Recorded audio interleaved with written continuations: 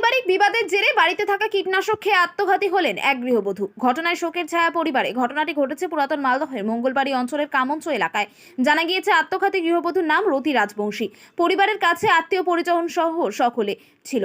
এবার তাদের পারিবারিক অশান্তির কারণে বাড়িতে থাকা কীটনাশক খেয়ে আত্মহত্যার চেষ্টা করলে প্রতিবেশীরা দেখতে পেয়ে তাকে চিকিৎসার জন্য মালদা মেডিকেল কলেজ এবং হাসপাতালে নিয়ে যায়। সেখানে অবস্থার অবনতি হওয়ায় একটি বেসরকারি নার্সিংহোমে রেফার করা হয়। চিকিৎসা চলাকালীন বুধবার সকালে মৃত্যু হয় বলে জানা গেছে। মৃত্যুর খবর পরিবারে পৌঁছতেই শোকের ছায়া নেমে এসেছে গোটা এলাকা জুড়ে।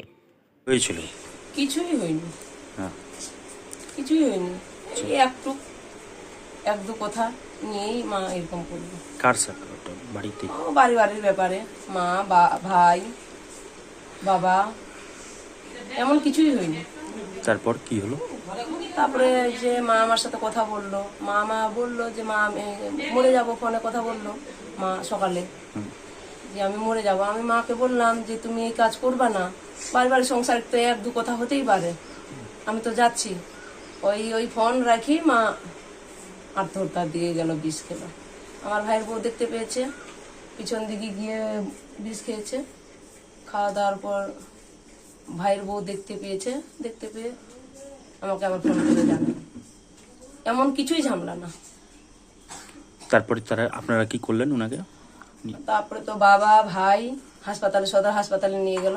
হাসপাতাল নিয়ে গিয়ে আমি আসলাম শ্বশুর বাড়ি থেকে। হাসপাতালে ঢুকলাম, মার কোনো চিকিৎসা হয়নি হাসপাতালে, শুধু নিয়ে গেছি ফেলে রেখেছে বলে আমার মার এই পরিস্থিতি। হাসপাতালে বিনা চিকিৎসাতে মা মারা গেল। তারপরে তখন নার্সিংহোমে আমরা দেখছি যে না, আমার মা এখানে জীবন দিয়ে দিচ্ছে। 2 ঘন্টা 3 ঘন্টা হচ্ছে, কিছুই আমাদের দিচ্ছে না, ট্রিটমেন্ট করছে না। তখন আমরা সদর কেয়াতে নার্সিংহোমে নিয়ে গেলাম নিজে রিক্সে। তো ওখানে কেমন অবস্থা? ওখানে অবস্থা সেরকম ভালো ছিল না, এখানে শেষ হয়ে গেছিল মা। তারপর নার্সিংহোমে ভর্তি করলাম। কখন মারা গেলেন? মারা গেল আজকে ভোর 4টায়। বাড়িতে কে কে আছে? বাড়িতে আছে মা আছে, ভাই আছে, বাবা আছে, আর একটা ভাইয়ের ছেলে আছে, মেয়ে আছে। কেমন হবে?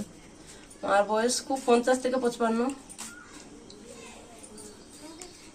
ঠিক। আপনার নাম? আমার নাম মণিমা রাজবংশী।